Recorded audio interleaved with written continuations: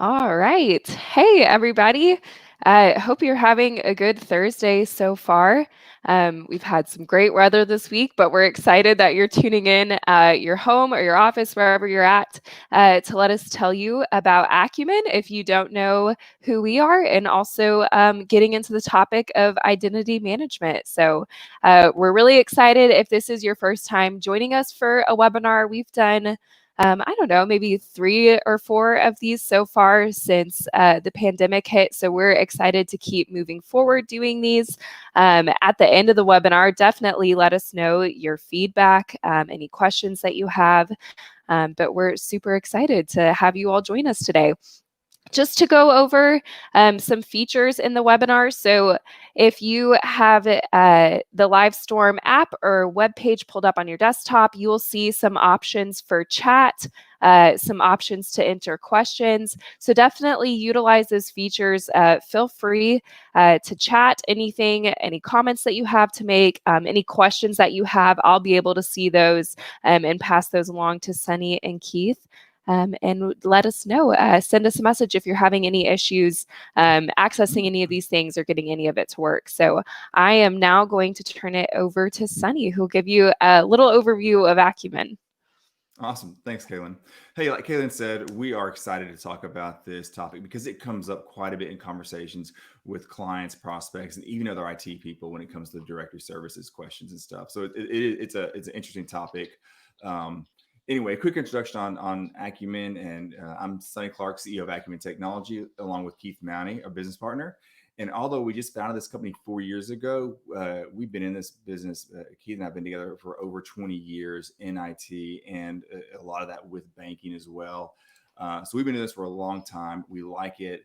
I think one of the differences between, I guess, Acumen and a lot of other companies out there is that Keith and actually, we enjoy IT. We like technology. It's something we email each other on the weekends or the evenings asking, hey, have you seen this latest thing, or have you seen this? I mean, it's kind of geeky, but it's what we do. We love it, and that is just different. I think it's different, and we look for people that have that same passion. They're not doing it just because it's a job. They actually enjoy technology. I mean, we all got to have a job, but it's great to do something you love doing because it does make a difference.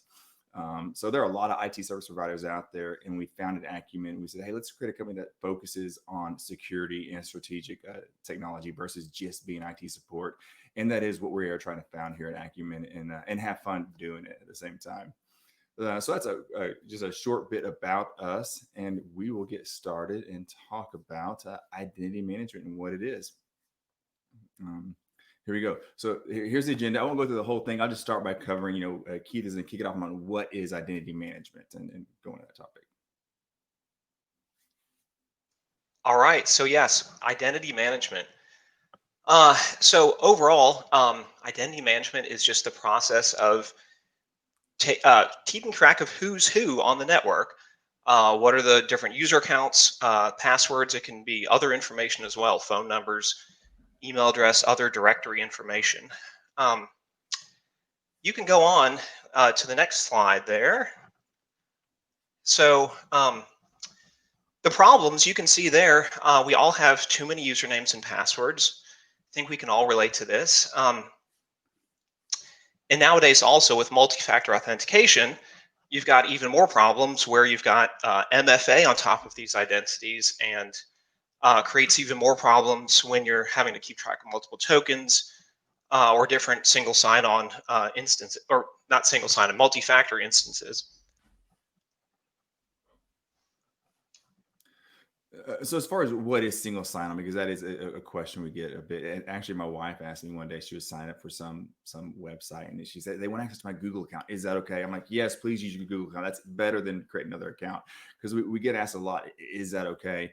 And basically, it's one authoritative account to use. Use your Microsoft or your Facebook or your Google. You set a unique password, and then you turn on multi-factor authentication, and now you have one secure authoritative account. And if you have that account set up and it's secure, and you have a web developer who goes and designs this new website where they're going to sell whatever their goods or their products are, and they can spend a lot of time, probably thousands of hours creating a security structure for their users, or they can link to Google or Facebook or one of these social media accounts where they know most users already have an account there and they already have it secure. It's much easier for them to design an interface that links to that, so you don't have to create yet another password to remember, which are probably a lot of people, they know not to reuse it, but they do. They're going to reuse it. So you're probably going to create another reused password. You're going to turn on multi-factor authentication again. You're going to forget your password. It's cumbersome, and it's more work. It's one more breach that can happen. It's one more website that can be breached where they get your username and password and it can be shared with others. So it just makes that whole process easier if they will integrate with someone who's already invested, probably millions of hours in creating a great infrastructure for managing those passwords. It makes it easier for the end users. It makes it easier for the companies. It's one directory to maintain. At Acumen, we try to use single sign-on with any of our vendors that we use to keep our data protected. We don't want, because we use quite a few vendors as well, and we don't want same thing. We don't want to use a different username and password everywhere we go. So we try to use a single sign-on using multi-factor authentication at every account. It's easier. We give onboarding and offboarding. You can, you disable a user one time and it disables all their other accounts. It's just easier maintenance. It's easier from the consumer standpoint, and it's easier from the vendor standpoint. It's a single source. The auditing, the reporting, that's all integrated in your authoritative account. So you don't have to go to every other website to look at how you get reports out of those accounts. It really streamlines the security and the reporting. Huge benefit, and we think it's just the closer we get to using those single sign-on accounts, the better it's going to be. Here's some examples when you go to these websites where you go to create an account and it says, hey, you can create a new password or just link us to your Facebook or Google.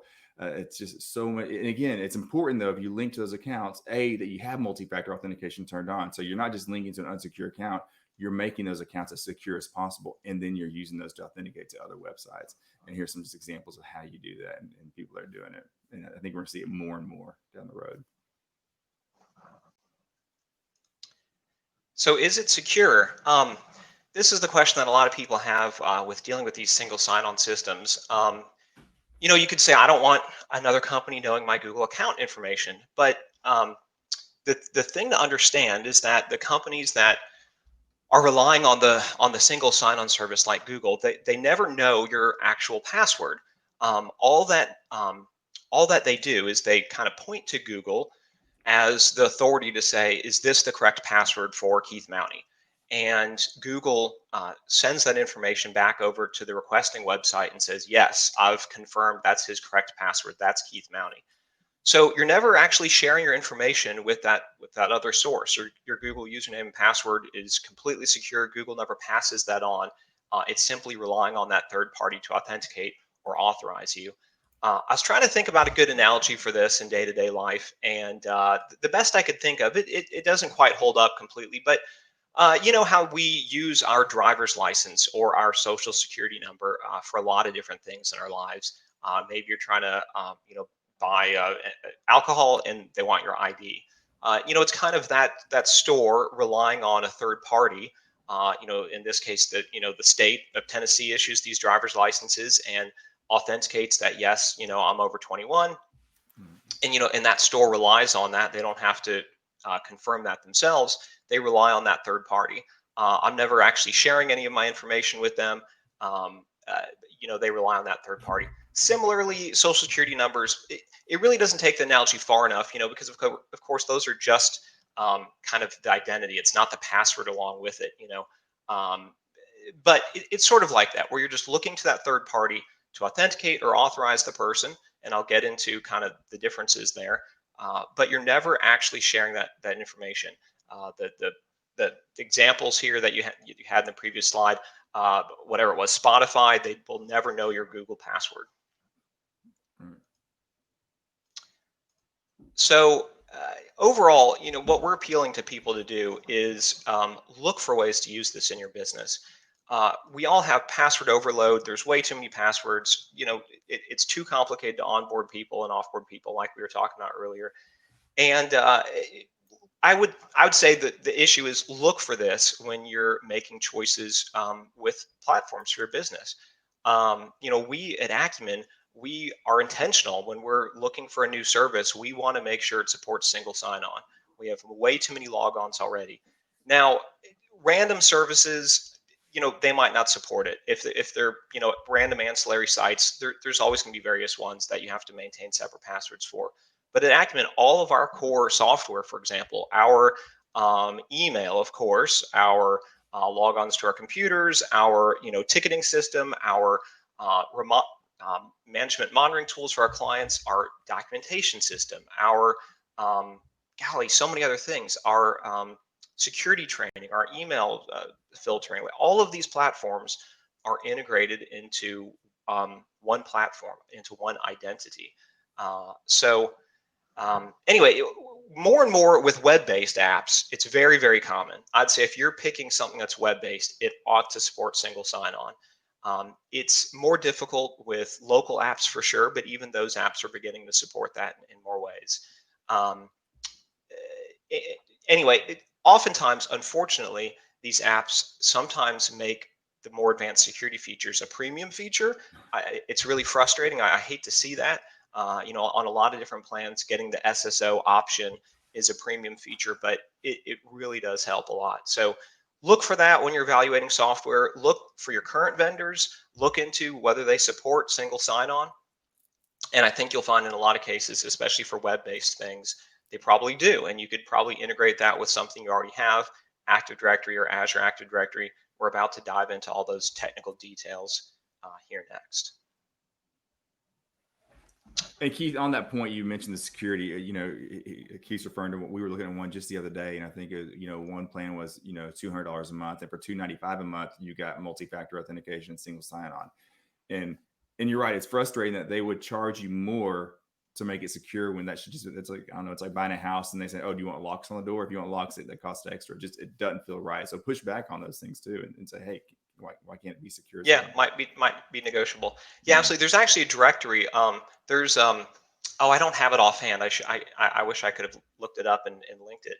But there's this site I found that has a giant directory of all these different apps and sites, and whether they support single sign-on and what plan you need to support that. It's a really good resource. I'll try to find that and or follow up with me and I can find that. So diving into the technical stuff. So we made this little word cloud. There's all these acronyms related to single sign-on, starting with SSO for single sign-on. But there's a lot more to it, and it's tricky deciphering what all this stuff is. So I guess I can do this too. Here, let me click, going on to the next one. Oh, there, we both did it now. So directory services, sorry, Kaylin. So starting with directory services and going back to what we first started talking about with what is identity management. So your directory service is the part of your IT infrastructure that is the core of managing identities. So it's a directory, like a phone directory or any sort of directory. It's your usernames, passwords, potentially other things, phone numbers, but it's a directory, and then it supplies a mechanism to authenticate and authorize against that directory. So most IT people are familiar with Active Directory. That's Microsoft's on-premise system for managing identities. It's how you probably log onto your Windows computer. It's how local file servers apply permissions and all this stuff. And there's so many parts of it. So that's good old Active Directory, or technically, I guess that's called Active Directory Domain Services. But people rarely call it by its full name. It's just AD, Active Directory. So then when the cloud came along, Office 365 and all of those related services had its own directory in the cloud that Microsoft called Azure Active Directory. So Azure Active Directory is another directory service. It's the directory behind Outlook Online and SharePoint and OneDrive and all of the different Office 365 suite of software uses Azure Active Directory. So with most businesses, as they expanded into the cloud, they had to connect those in some ways. So I'm going to talk about that in a second as well. But there's one more flavor that added to this confusion because I think the name is confusing. There's Azure AD Domain Services. So to add to that crazy acronym, now you've got AADDS. So Azure AD Domain Services is it's a platform as a service offering where if you want Windows servers hosted in Azure and you want to be able to join them to a domain, but you don't want to join them to your on-premise domain, Microsoft can provide you regular old domain controllers like AD, the first one, AD, but hosted in the cloud, in the Azure cloud, and presented you as kind of a platform as a service offering, where you don't actually have to manage the servers, the domain controllers. You just get straight into Active Directory and you just log straight into those tools. So it's plain old Active Directory hosted in Azure as a platform as a service offering. They don't support joining any on-premise resources to it yet, which causes a lot of people some consternation. But the tricky thing is the Azure AD in the name makes people think it's kind of related to Azure AD, but it's more related to the first one, AD domain services, and then the Azure component is because it's in the cloud. There's various ways, if you do start putting servers in the cloud, there's various ways to do that. You could simply spin up a domain controller joined to your local on-premise domain as a full virtual machine in the cloud. There's very cheap virtual machine instances that work just fine for domain controllers. So you can just spin up your own domain controller where you're managing the entire server to expand your Active Directory to the cloud. If you have a environment contained only in the cloud, though, Azure AD domain services can kind of make sense. I don't know if any of that made sense. It's definitely tricky, but if you have any questions about that, again, feel free to follow up with me. I love talking about all these different things. So on the federation services, so first of all here, to explain this, federation is the broad term for connecting identities across different platforms. It's the broadest term referring to all of these technologies for connecting identities. Single sign-on, like if you were to make a Venn diagram or something, I'd say like single sign-on is almost the same thing as federation for most intents and purposes. It kind of makes up 90% of what we're talking about when we're talking about federation, but not necessarily. Like federation could also just mean that I'm syncing the user identities, but you have to log on separately. It doesn't necessarily mean single sign-on. So federation, you'll hear as a term thrown around. It's the broad term for all identity management across different platforms. So here, kind of connecting this back to what I was talking about previously, most companies had on-premise Active Directory, and then most companies began probably moving some things to Office 365, moving their email is a very popular thing.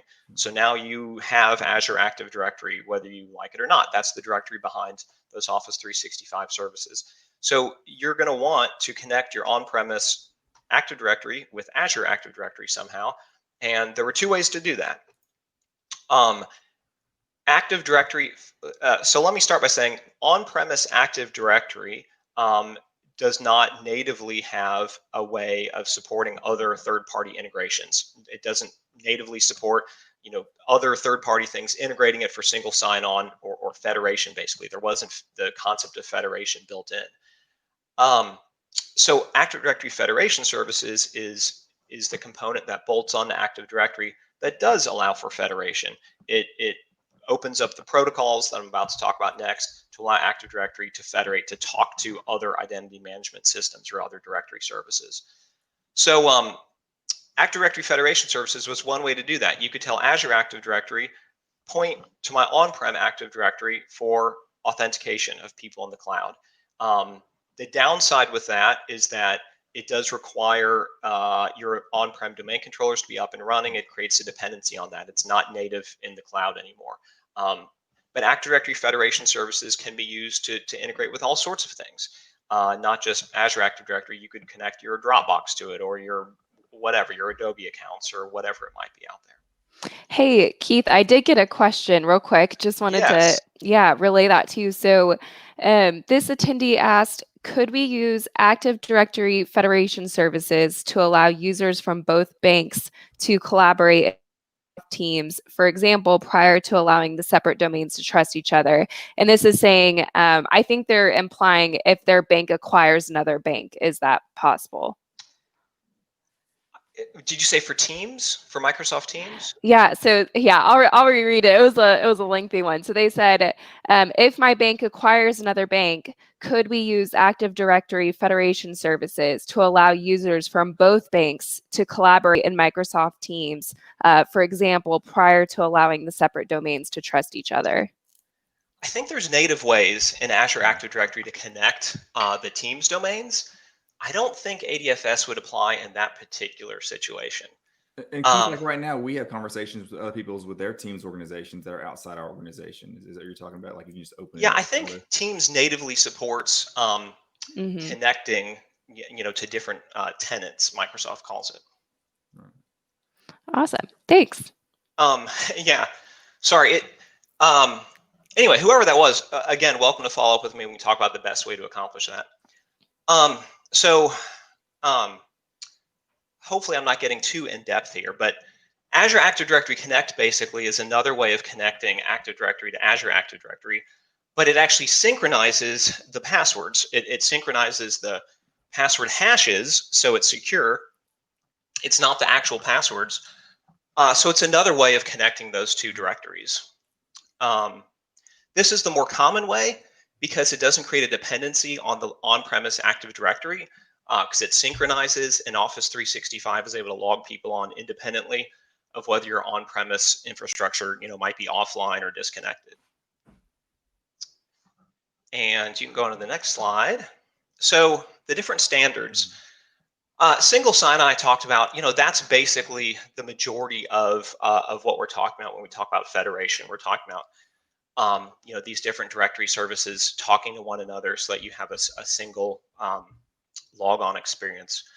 So there's two primary ways of doing it. And it's interesting, the difference is I had to research this quite a bit to fully understand the difference here because I've used these before and never fully understood the difference in what was going on. With SAML, it's a protocol where basically the one service trusts the identity provider to authenticate the underlying person. So like in the examples you gave, Spotify would trust, Google to authenticate Keith Mounty. So independently of that, I have to sign up for Spotify and I have to say, I want to connect my Google account. So Spotify is handling the authorization piece of things. So just because I have a Google account doesn't mean I automatically have a Spotify account.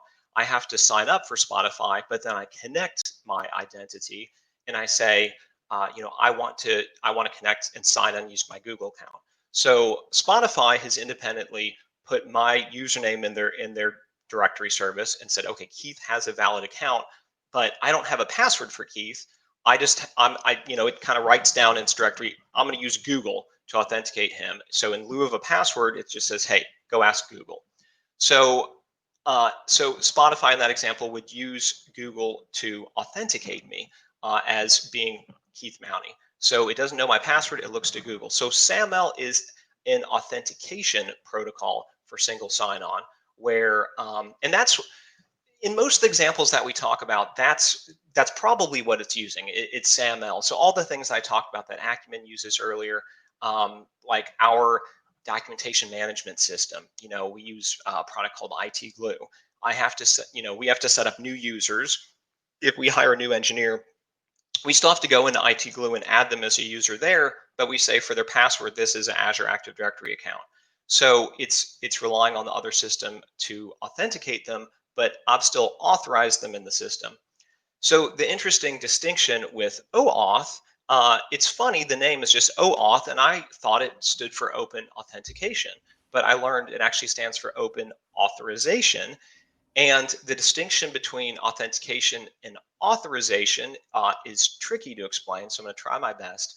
But with OAuth, it's used in a situation where the resource that I'm trying to log onto is going to trust that third party to authorize specific access.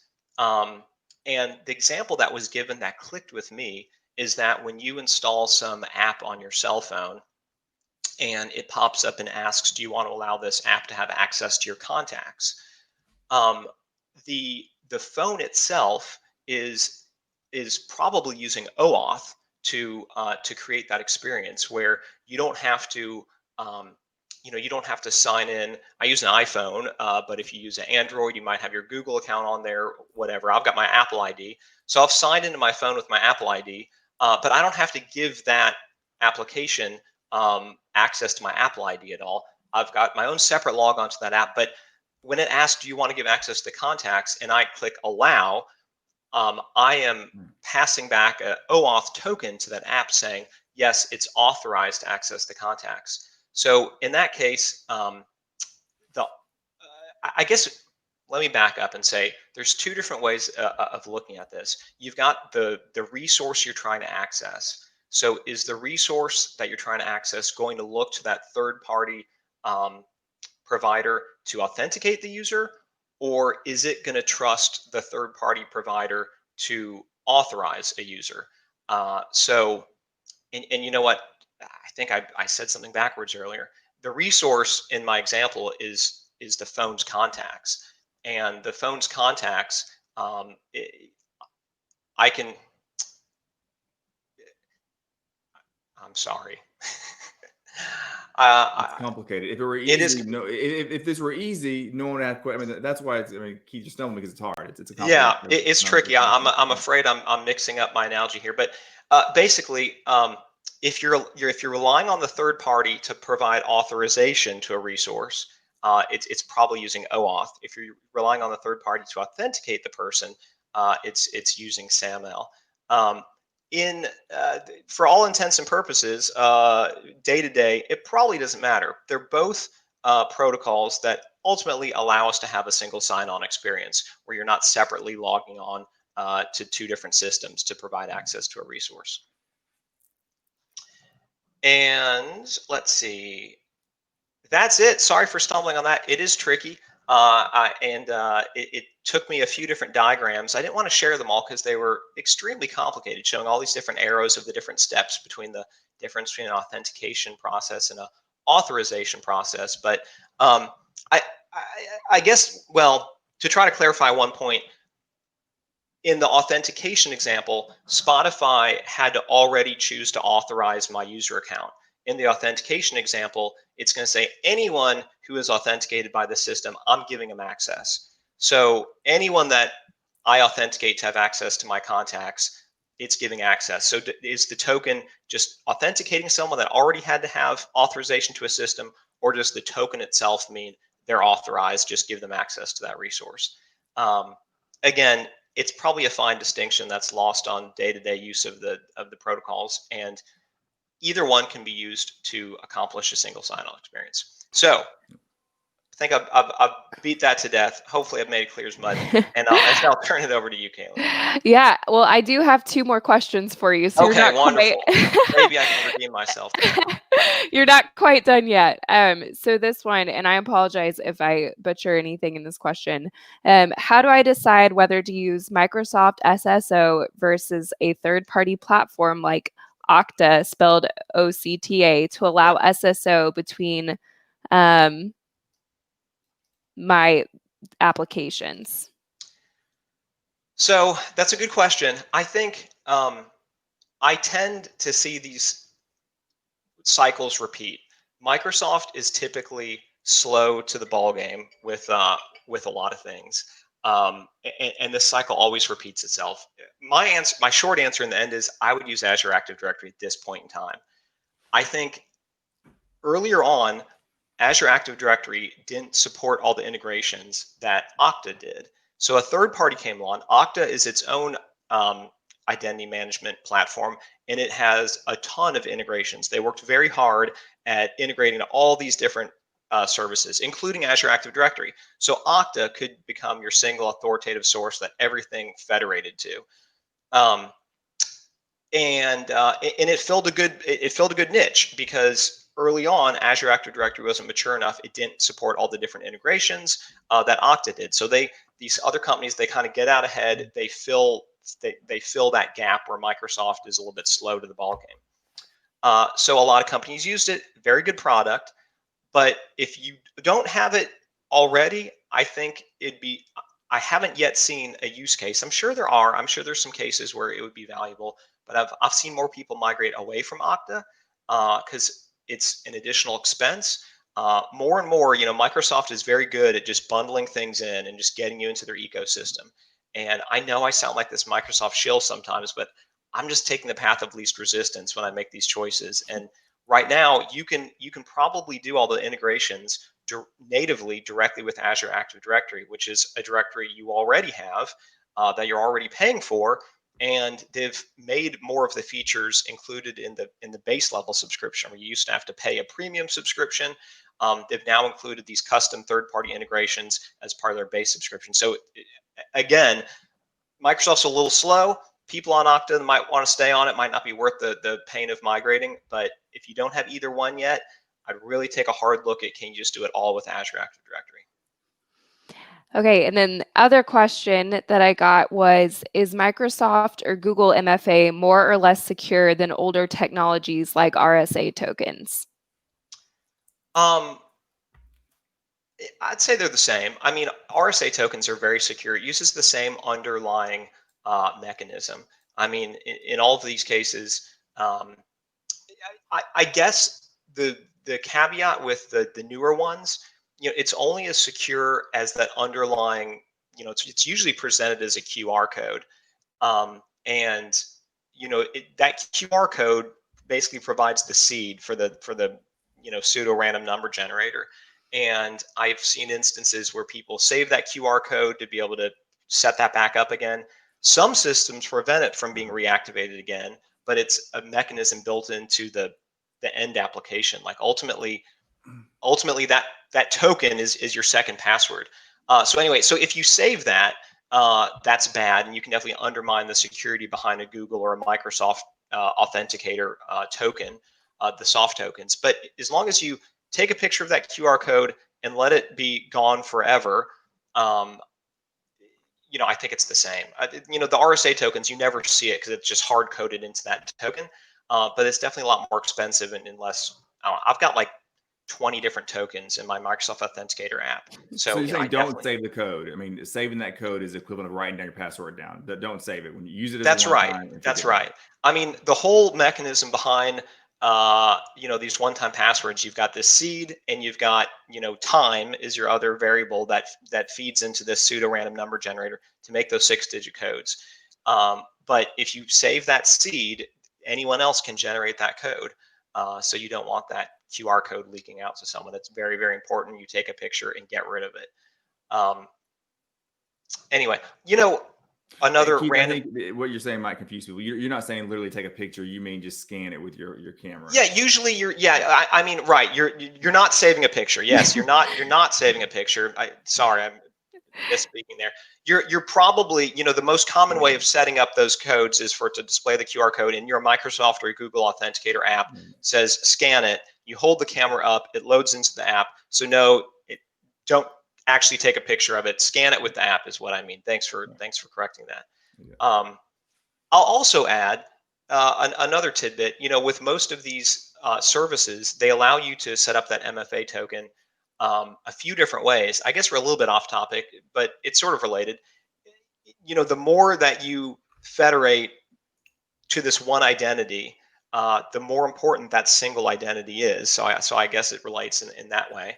And I'm sorry, I'm holding up your raffle. We got 10 things up there on the screen. We're But good. We're good. I would put a lot of effort into making sure, if you federate other things to Azure Active Directory, you have to make really sure that your Azure Active Directory account is secure. You want to use a good, strong password that you don't use anywhere else, that you haven't written down except for maybe in a secure password manager app. And then you have to have good MFA on it. I mean, that's an absolute must, especially if other services are relying on it to authenticate you. And you'll have different choices for MFA. I would say the most secure one is using the code. The most tempting one, because it's most convenient, but as usual, convenience has a balance with security, is getting the pop-up push notification. That's something that's been touted that to make things a little bit easier, because people hate having to put in the code. But I worry about being conditioned too much to just click OK when that thing pops up, or accidentally clicking it. You're about to click something and it pops up, and you click yes to authorize that, Right. and you've let that person in. So the risk here is your password's gotten phished or hacked in some way. Someone knows that password, and that MFA is now your line of defense between them and accessing your account. If they have to type in that 6-digit password, I can't imagine, except for the two-stage phishing attack, which is definitely scary, but further off topic. Unless you give them that code, they're not going to get it. But if it's just a pop-up mechanism, you could easily accidentally do it, or users who don't fully understand what's going on could easily click that accidentally, or just think they're always supposed to click yes whenever it pops up. And I worry that that's not much of a barrier. Anyway, enough on that. Were there any other questions? No, those were the only two. I don't have any other ones. If there are any that anyone else has that's currently on the webinar, please feel free to send these in. But just as Keith had said earlier, if there are some of these topics that we have discussed that you want us to go into more detail about after the webinar is over, maybe it's specific to your financial institution, your healthcare practice, whatever that looks like, we are happy to go over that with you more in depth, or really just answer any questions about Acumen. But I will go ahead and get started with our raffle. Nintendo Switches are hard to come by these days with the holidays, but I did acquire one, and it is with the gray Joy-Cons, just like in the picture. So I'm excited to give this out to somebody. I have a bag here with all the attendees' names. You do have to be currently on the webinar to be able to win. So keep that in mind. All right. Let's see. I'm not going to look. Okay. Troy Wheatley. Let me see, Troy, if you are on with the People's tab. You are. Okay. Congrats, Troy.